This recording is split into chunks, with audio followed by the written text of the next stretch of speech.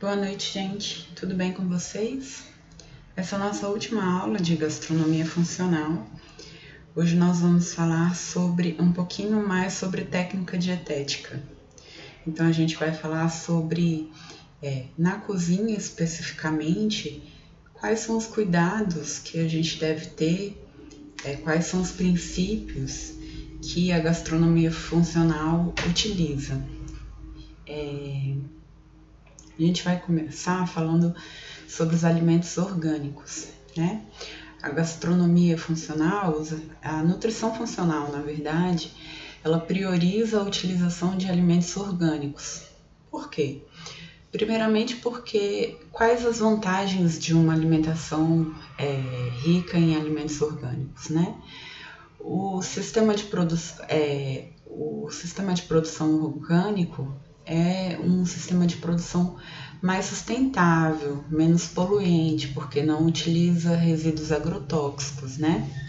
Além disso, ela movimenta a economia local, porque a produção é feita em menores quantidades, não é a produção feita em grandes plantações, em latifúndios, como plantações de soja, plantações de milho, de arroz. São pequenos produtores de alimentos, né? Além disso, por ser livre de agrotóxicos e outros pesticidas, as plantas elas desenvolvem seu próprio mecanismo de proteção. E aí, lembra que a gente conversou sobre esse mecanismo de proteção? A planta ela desenvolve esse mecanismo de proteção e é esse mecanismo de proteção que faz com que o fruto desenvolva os compostos bioativos que são os fitoquímicos que nos trazem benefícios quando a gente consome um alimento funcional. Então, um alimento orgânico, ele tem as frutas e vegetais orgânicos possuem uma maior quantidade de fitoquímicos, exatamente por isso, porque eles estão em condições bióticas, né, mais severas. Eles precisam criar uma maior resiliência, eles precisam criar estratégias, mecanismos de defesa contra pestes, contra outros fatores bióticos, né? Então eles precisam se proteger e essa rusticidade faz com que eles precisem produzir mais substâncias que os defendam. Então, produzir mais substâncias com atividade antimicrobiana, produzir mais substâncias que espantem insetos, pragas, enfim. E são essas substâncias que, quando a gente consome, nos traz benefícios à saúde e que fazem com que esse alimento seja caracterizado como um alimento funcional. Então, se a gente, bioquimicamente, se a gente for quantificar a quantidade de compostos bioativos, de determinado composto bioativo ou atividade antioxidante de um alimento tradicional, cultivado de maneira tradicional, e um cultivado de maneira orgânica, né? O orgânico ele tem uma maior quantidade de compostos bioativos e uma maior atividade antioxidante, ok? Outro pilar da alimentação funcional, da gastronomia funcional, é a não utilização de glúten. Como assim, professora? É uma alimentação sem glúten. Por que, professora? Glúten faz mal? A gastronomia funcional acredita que para algumas pessoas, sim. Vejam bem, vamos esclarecer algumas coisas, né? Primeiramente, o que é o glúten? Juju, boa noite. Mamãe te ama. Vai dormir. O que é o glúten? O glúten é uma proteína encontrada em alguns cereais, como o trigo, o centeio, a cevada e o malte. E o glúten ele é formado pela junção da gliadina e da glutenina. Então, a gliadina e a glutenina, quando se juntam, formam um glúten. Vocês já ouviram falar de glúten em panificação? Já ouviram falar de glúten em confeitaria? Por quê? Porque quando a gente faz um pão, a gente quer que o glúten se forme para quê? Para que a estrutura do glúten segure o ar que é formado na fermentação, certo? Para que o pão cresça. Quando a gente faz um bolo, a gente não quer que se forme um glúten tão forte.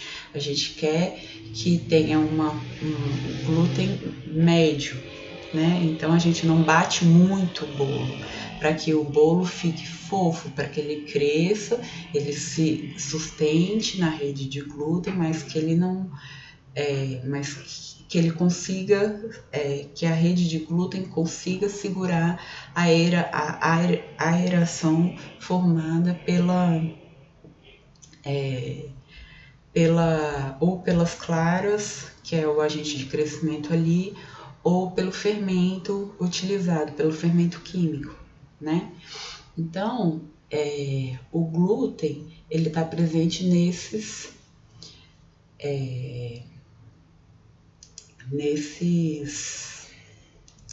cereais, no trigo, no centeio, na cevada e no malte. O glúten faz mal para a medicina tradicional, para a nutrição tradicional? Não. Para quem não é celíaco, não. O que é a doença celíaca? A doença celíaca é a condição patológica em que o glúten gera um dano imunológico ao intestino, portanto, é uma doença imune com consequências na absorção de nutrientes. Gente, desculpa, eu peguei isso de um artigo em inglês, então na hora de traduzir tem umas palavras que ficaram erradas, eu vou corrigir antes de mandar para vocês, tá bom? Mas para a nutrição funcional, acredita que as pessoas em geral têm algum grau de intolerância ao glúten, né? Então, que uma dieta sem glúten ela pode ser indicada individualmente para os indivíduos que buscam uma perda de peso ou um aumento na disposição, mas que sempre é necessário avaliar individualmente. Então, a nutrição funcional, ela acredita que pode existir, por exemplo, indivíduos não celíacos, mas com sensibilidade ao glúten. E nesses indivíduos a gente pode encontrar alguns sinais ou sintomas, como dor abdominal, gases, diarreia ou constipação, sensação de barriga estufada, enxaqueca ou dor de cabeça, embora não haja nenhuma lesão intestinal como há no indivíduo celíaco, tá? Não se sabe bem porquê, mas esses sintomas melhoram quando a gente retira o glúten da dieta.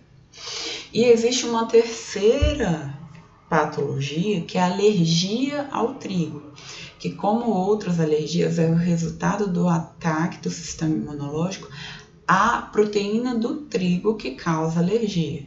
E aí, nesse caso, o sistema imune cria os anticorpos. Mas, nesse caso, a alergia ao trigo semelhante à pessoa que tem alergia ao camarão, entendeu? Mas a nutrição, a gastronomia funcional, ela, de certa forma, restringe um pouco a utilização da farinha de trigo, principalmente, né, do glúten, nas suas receitas.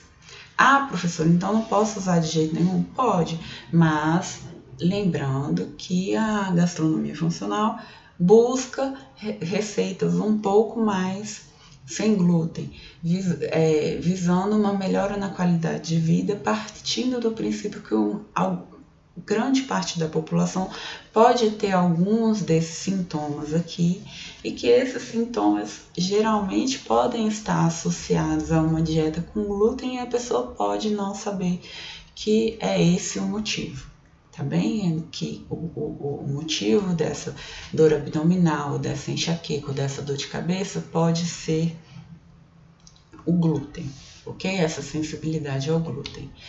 Então, o que uma pessoa que não come glúten, ou como que eu vou cozinhar, fazer refeições sem glúten na gastronomia funcional, né?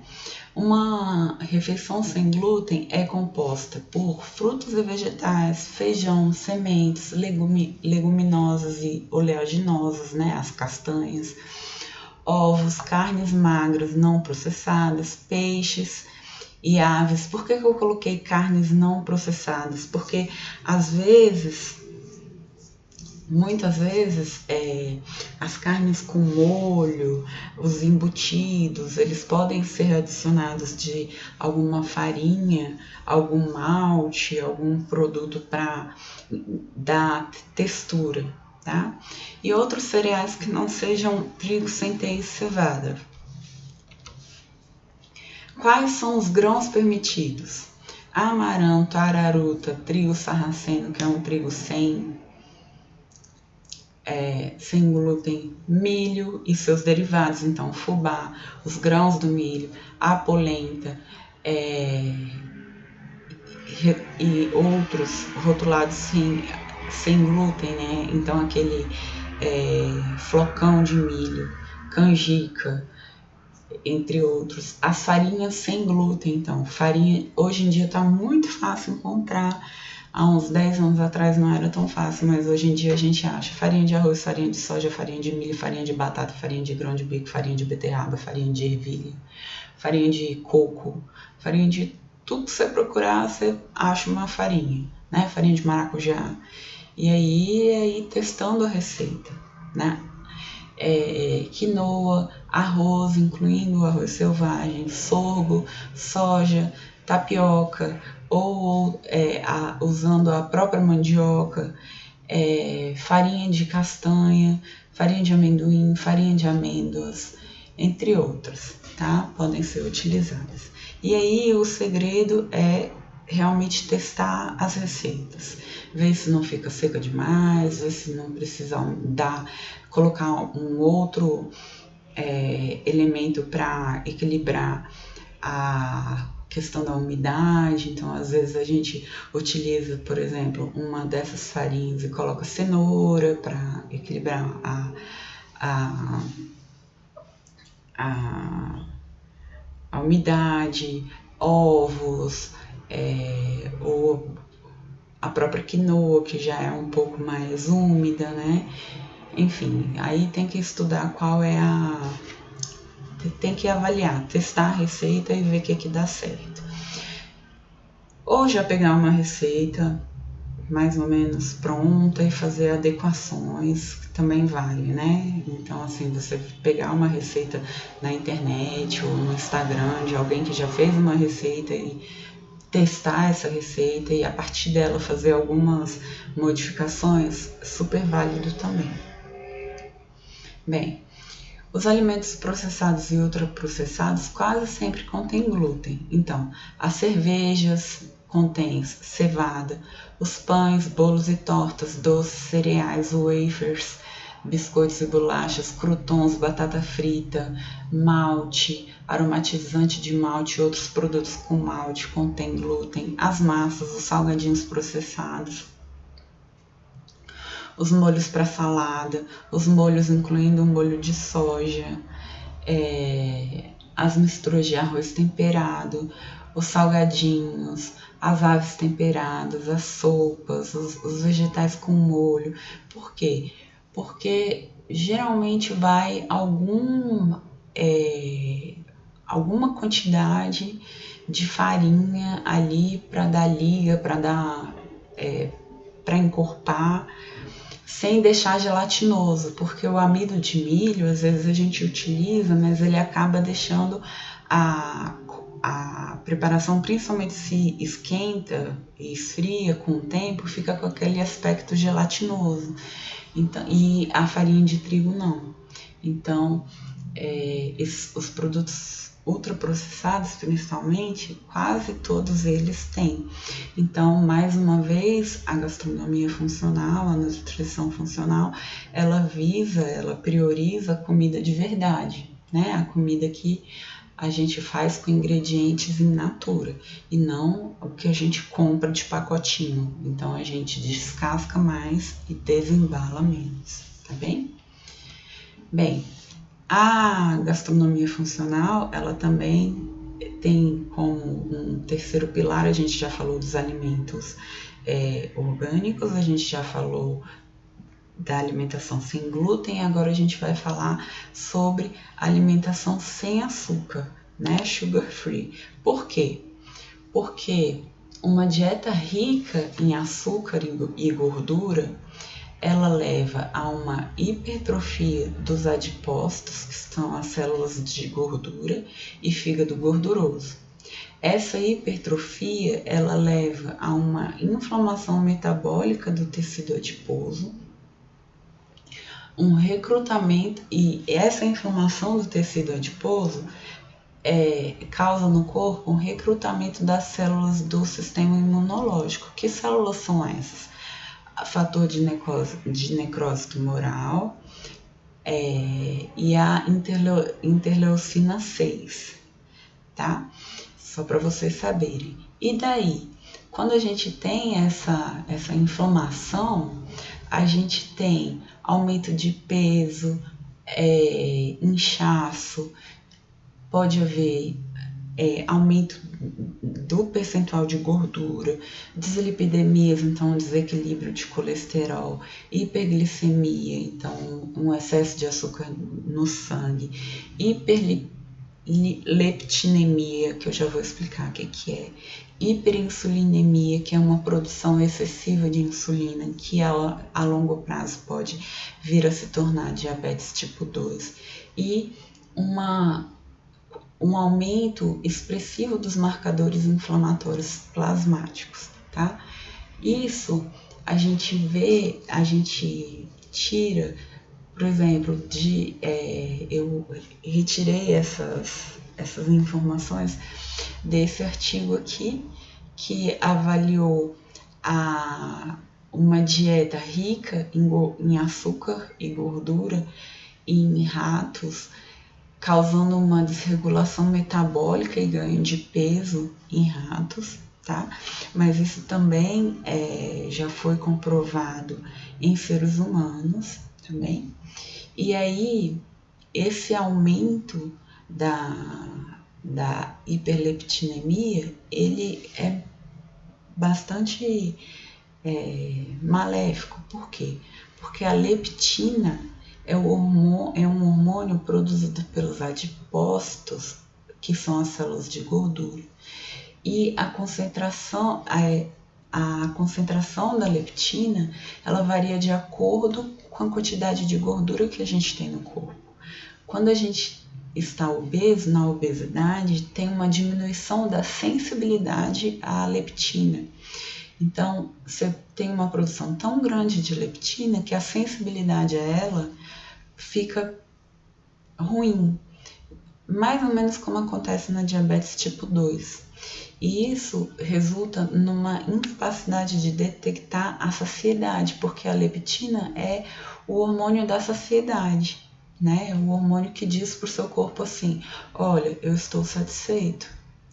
Então, essa incapacidade de detectar a saciedade, apesar de ter um alto estoque de energia, porque você tem uma grande quantidade de células de gordura, de adipócitos e altos níveis de leptina, né? Então, a gastronomia funcional, ela também visa, ela também tem como um dos pilares a não utilização de açúcar, tá bem? Além dessa questão de evitar a inflamação e as consequências da inflamação, que é esse aumento da quantidade de aumento da inflamação no corpo, aumento de peso, inchaço, etc. O açúcar ele também tem um caráter viciante, né? Então, o açúcar, principalmente o consumo de bebidas açucaradas, ele tem relação com a obesidade, né? E existem evidências de que o consumo excessivo de açúcar causa uma dependência de açúcar semelhante à de outras drogas, certo?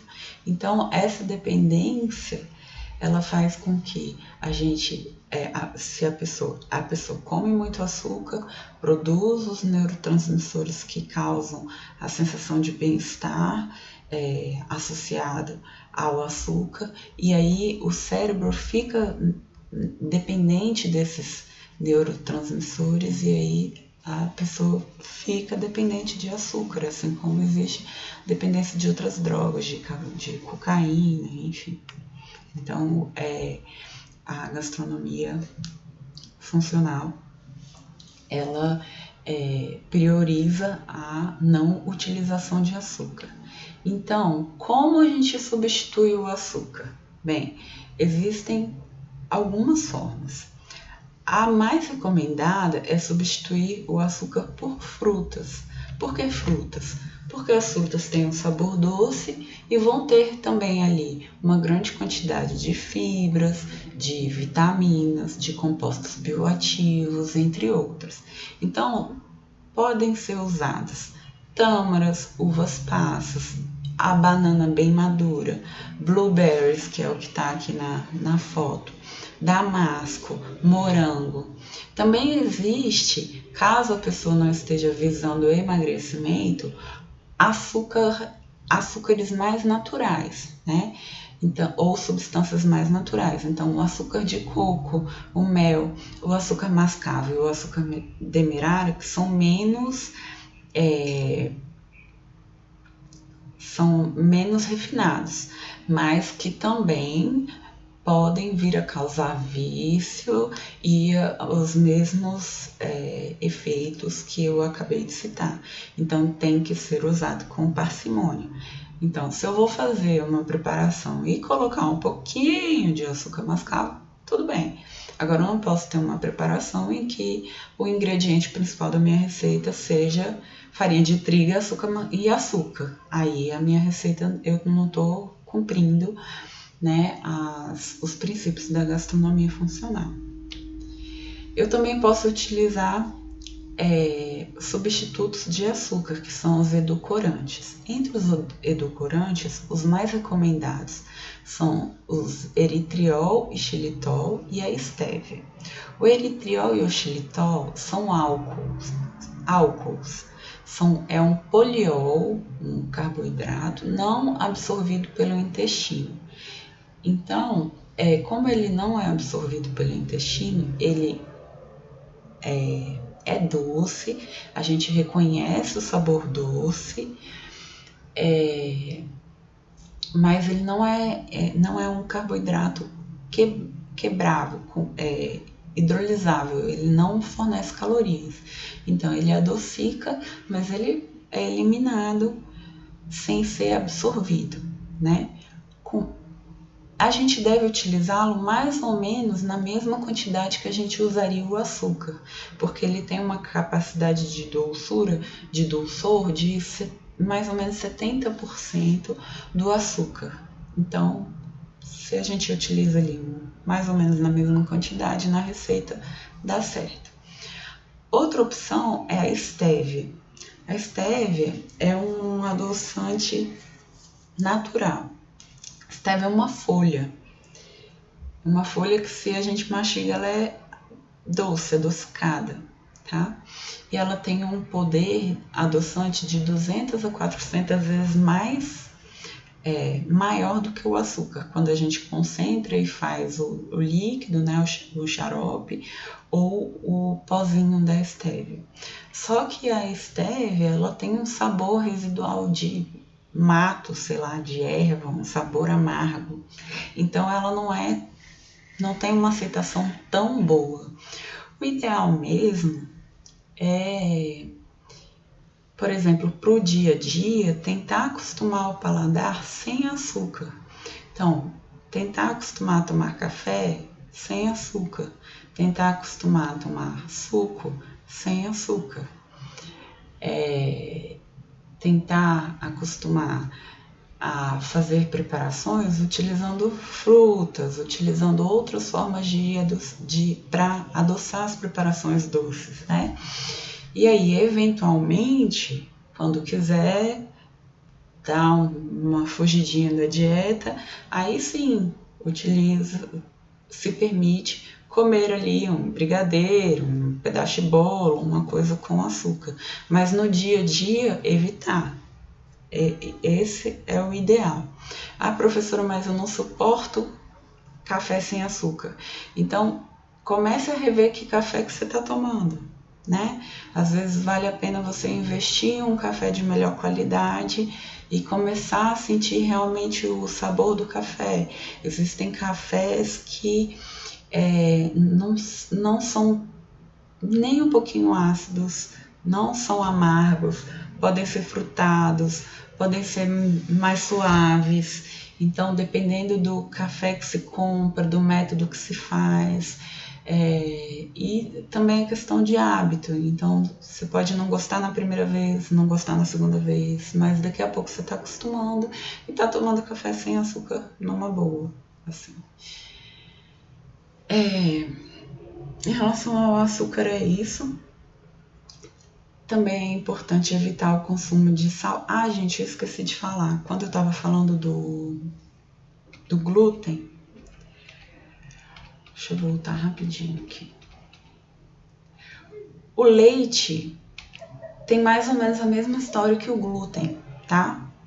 Então, a gastronomia funcional acredita que da mesma forma que o glúten, todo mundo tem um pouco de intolerância a leite.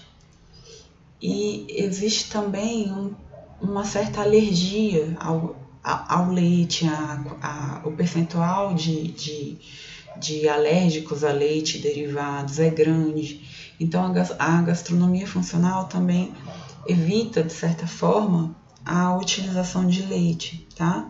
Mesmo leite sem lactose, evita-se. Pelo mesmo motivo, que às vezes a pessoa tem alguns sinais, alguns sintomas, dor abdominal, estresse, diarreia, o cabelo não cresce, a unha descascando, a barriga estufada, gases, enfim, azia, e não sabe por qual motivo. E aí, às vezes, você tira o leite derivados e a pessoa tem uma melhora. E aí, a gastronomia funcional acredita também que o leite tem existem muitas pessoas que têm intolerância ao leite, né? E que quando a gente retira o leite da dieta, a gente tem uma melhor qualidade de vida. Então, na gastronomia funcional, a gente também evita a utilização de leite derivados, ok? Assim como o glúten. Ok. E aí, para finalizar, a gente precisa falar sobre o consumo de sal. Então, na gastronomia funcional, a gente também precisa estar atento ao consumo de sal, no sentido de não ultrapassar 5 gramas por dia. Por quê? Porque o sal, o consumo excessivo de sal, ele pode levar à hipertensão. E a relação entre o sódio e a hipertensão é explicada pelo aumento do volume circulante nas artérias. Então, quando a gente consome muito sódio, a gente tem uma maior retenção de água pelos rins, o que aumenta o volume circulante de sangue no interior das artérias e, consequentemente, aumenta a pressão no interior dos vasos sanguíneos, o que leva à hipertensão, tá?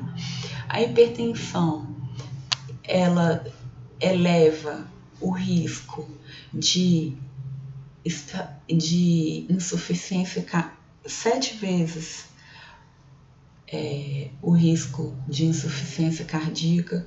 O indivíduo hipertenso tem 3 vezes mais chance de ter infarto. O indivíduo hipertenso tem 6 vezes mais chance ou risco de ter atrofia dos rins ou problemas renais como a insuficiência renal. 2 vezes mais chance de ter fluxo sanguíneo insuficiente. 8 vezes mais chance de ter algum acidente vascular cerebral e 8 vezes mais chance de ter arteriosclerose, tá? Então, na gastronomia funcional, a gente também deve evitar o consumo excessivo de sódio, de sal, né? Não passar de 5 gramas de sal por dia. E como que a gente faz isso? Utilizando principalmente os temperos naturais, né? Uma das opções são o sal de ervas. Existem várias receitas, várias formas de fazer o sal de ervas. A mais utilizada, ou a mais comum, é a que utiliza partes iguais de sal, alecrim, manjericão fresco e orégano desidratado.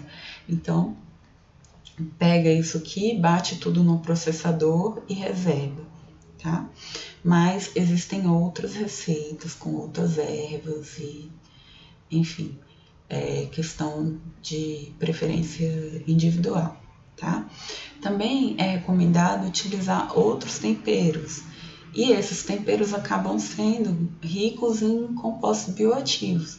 Então, nós temos as pimentas, que são ricos em capsaicinas, que são compostos bioativos. Nós temos as ervas em geral, nós temos o açafrão, a canela, o cravo, curry, limão, coentro, uma série de temperos, e aí a gente pode usar casca de limão, a gente pode utilizar alho, hortelã, manjericão, e acreditem, as folhas, os bulbos, as pimentas, todos esses ingredientes in natura, com aroma, com cores diferenciados, todos eles enriquecem muito o prato e com certeza carregam compostos bioativos que contribuem para a nossa qualidade de vida, que fazem com que